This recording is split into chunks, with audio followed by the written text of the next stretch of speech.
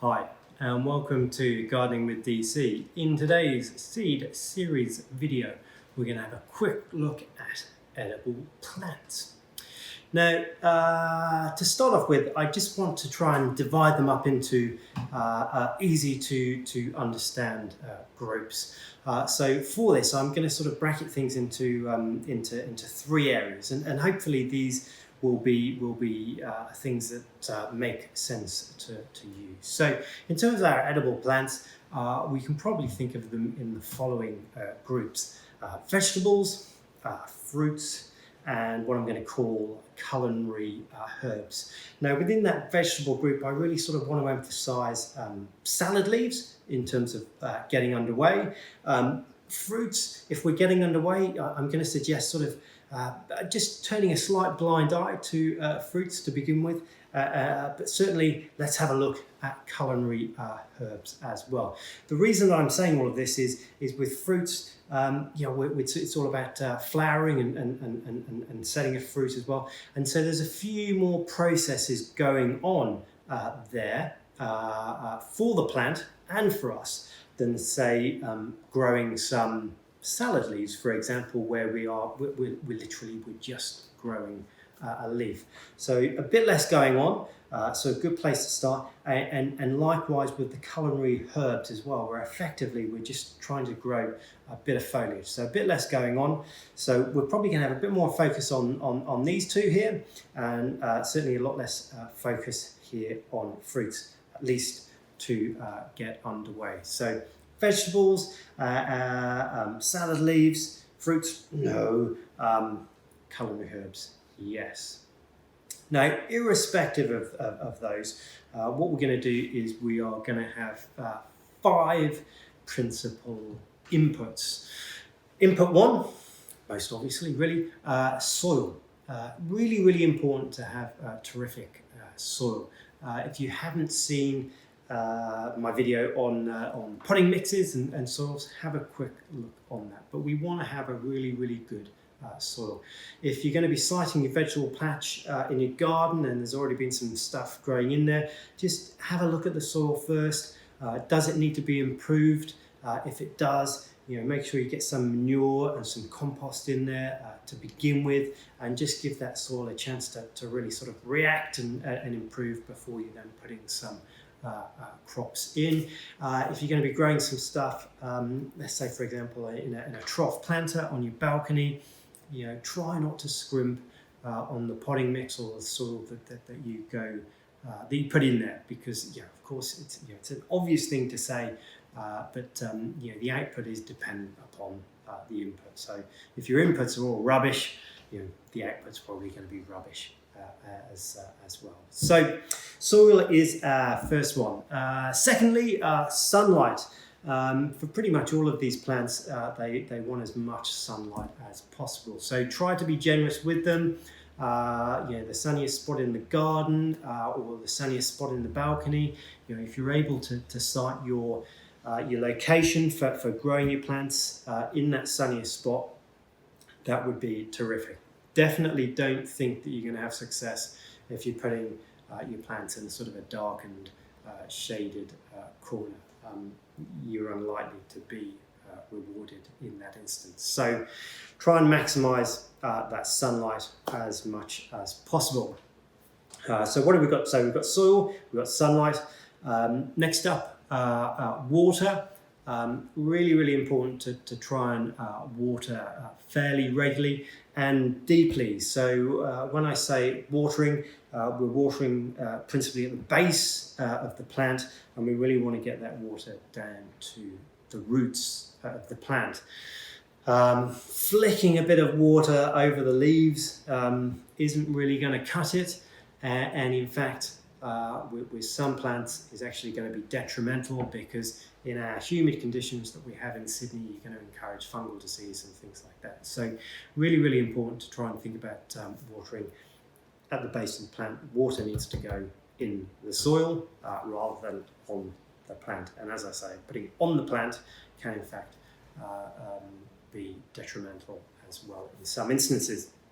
So water. So what's next? So we've got soil, sunlight, water. Next up, nutrition. Now, obviously, over here when I started off, I was talking about vegetables and salad leaves, not worrying about fruits. And the principal reason, or one of the principal reasons for that is, but there's lots of reasons for it actually. But in the context of nutrition, it's just what we're looking to do is we're looking to produce foliage, and therefore we can sort of be quite biased about our nutrition. We're just focusing on nitrogen. Now, if your soil is really good, particularly with salad leaves, they're a quick cropper. You're going to have a quick turnaround from putting seeds into the ground to actually having a crop to pick. So your soil probably will have all the nutrition that it needs. Nevertheless, you can add to that with a sort of a nitrogen-based fertilizer. But if we're thinking about our foliage, so salad leaves here, over here, culinary herbs also foliage. Nitrogen is sort of our key nutritional input there. Okay, so we've got soil, we've got sunlight, we've got water, we've got nutrition. What's the other one? You are a really important input, okay? You need more than good intentions with this stuff. Yes, there are some plants that thrive on neglect, and you can just put them in and forget about them. And yes, some of our culinary herbs fall into that category because they naturally grow on quite poor soils in the southern Mediterranean. Nevertheless, it is important, if you want to have a good crop, to just be a little bit attentive to that. I'm going to come back to this plant shortly, but a really good example of that is sweet basil. I think most people love sweet basil here in Sydney. It's a terrific leaf to enjoy. Pop it in from seed, sow it from seed, sort of late winter, early spring, it'll germinate. Now, one thing, we think it's delicious. I can tell you there are lots and lots of caterpillars that think it is delicious as well. So one thing that can happen with sweet basil, if you're not attentive to it, is you can think on a Sunday when you've picked a few leaves for your salad, you had a terrific time, and then you go back to the plant the following weekend and it is all gone because the caterpillars have eaten it all out. So be attentive. In that instance, caterpillars do like to lay their, butterflies and moths do like to lay their eggs there. It's just a matter of mechanically flicking off some of those eggs there. But please be attentive. You are one of the 5 inputs. Try not to forget about that. Okay, so those are our 5 inputs: soil, sunlight, water, nutrition, and you.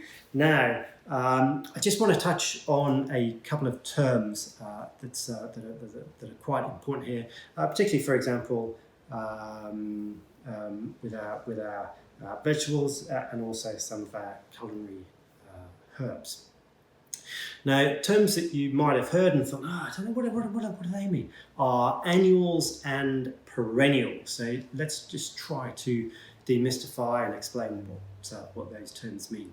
Basically, when a plant is referred to as an annual, it is a plant that completes its life cycle within a 12-month period. Often it can be much quicker than 12 months. Sometimes it can be a bit longer than 12 months. But ostensibly,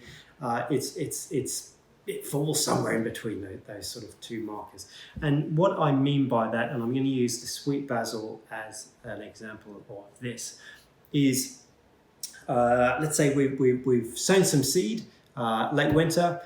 We've then enjoyed a bountiful harvest and it's been terrific, and there's been lots of lovely green leaves. Then when it gets really warm, what happens is that sweet basil, a term that gardeners use is, we say, it bolts. By that, it flowers and it sets seed with the intention that seed will obviously be the following season's plants. Once it's set that seed, it says to itself, job done, and it dies back. Okay, so that's basically what annuals are. They're plants that complete their life cycle within either a 12-month period or sometimes a little bit more. But they're a plant that you can't pop into the ground and then have an expectation that it's still going to be there in 3 years' time. Okay. Perennials, of course, you can have that expectation. You can pop it into the ground and in 3 years' time, it will still be there. So if we stick with, basil sweet basil very much falls into the culinary herb grouping. If we stick with there, a couple of examples that sit nicely with the sweet basil, particularly in pizza, are oregano and thyme. Now they are perennials. They will flower, but the plant will still keep on going. Okay, so annuals versus perennials, quite important. And again, particularly with vegetable and fruit type crops, their purpose is to produce a crop, and then they die back. Okay, so annuals and perennials. Now, so I've touched on a few crops there so far, and so I just want to sort of wrap the video up. And so I want to really encourage you, if you're getting underway, I start off by saying don't worry about the fruits. Let's concentrate on plants that are effectively leafy, and that the harvest is the leaf. It's a really, really good way to start. So we've got salad leaves. So think about things like sweet basil, Mizuno, rocket, those type of plants. You can sow that. I'd really encourage you to sow from seed. Don't buy seedlings. Sow from seed. Water them. They'll germinate by themselves without any. You don't have to prod them or anything like that. And they're a quick crop, so you get a return quite quickly, and that's kind of nice. That really, really is kind of nice. And then on that herb side, again, something like an oregano or a thyme, they are pretty tough. They genuinely are. They're a really good plant to start off with. If you are wanting to do something a bit more, and you think, I think I can do a bit more than just a bit of foliage, then the place that I would recommend starting is with either a bean or a pea. They're both pretty tough plants or group of plants, and really in terms of your inputs with those, I just add one more because they like a bit of structural support. So if you're planting, again, grow them from seed, i.e. the bean or the pea, but just do add a little bit of trellising to give them some support as they grow. With the nutrition, maybe just add a little bit of potash, which really helps flowering and fruiting. Again, be attentive in terms of the watering at the base, maximum sunlight, all of that sort of stuff. And if you are growing, for example, a pea, I'd really encourage you to grow a snow pea rather than sort of a standard pea. Shelling peas, I can tell you from boyhood experience, can be a little bit tedious. Beans, it's a bit easier because they're a bit bigger, and frankly, you can still eat some beans with the skins on as well as of course. Okay, so that wraps us up, I think. So getting underway, think about crops, vegetables or herbs that ostensibly you're going to eat the foliage. It's a really, really good place to start.